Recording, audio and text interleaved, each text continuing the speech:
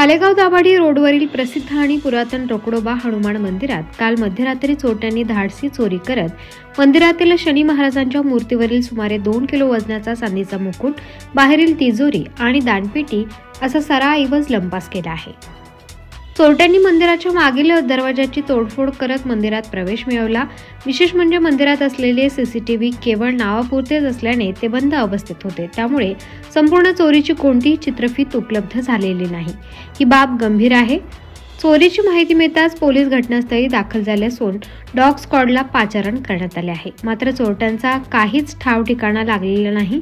या घटनेने संपूर्ण परिसरात खळबळ उडाली असून मंदिर प्रशासन आणि पोलीस यंत्रणेवर तीव्र संताप व्यक्त केला जात आहे।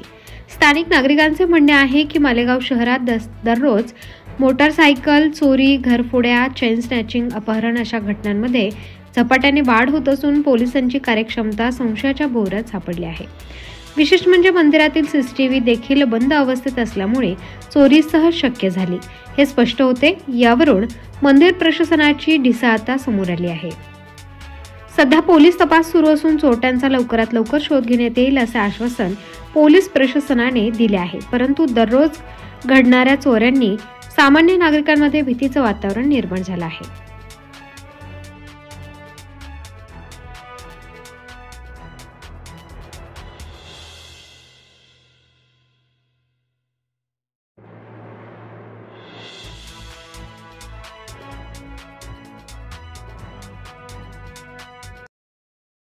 ताज्या व महत्त्वाच्या बातम्या बघण्यासाठी प्ले स्टोअरवर जा, प्रबलभूमी ॲप डाउनलोड करा व या धावपळीच्या जीवनात अपडेट रहा।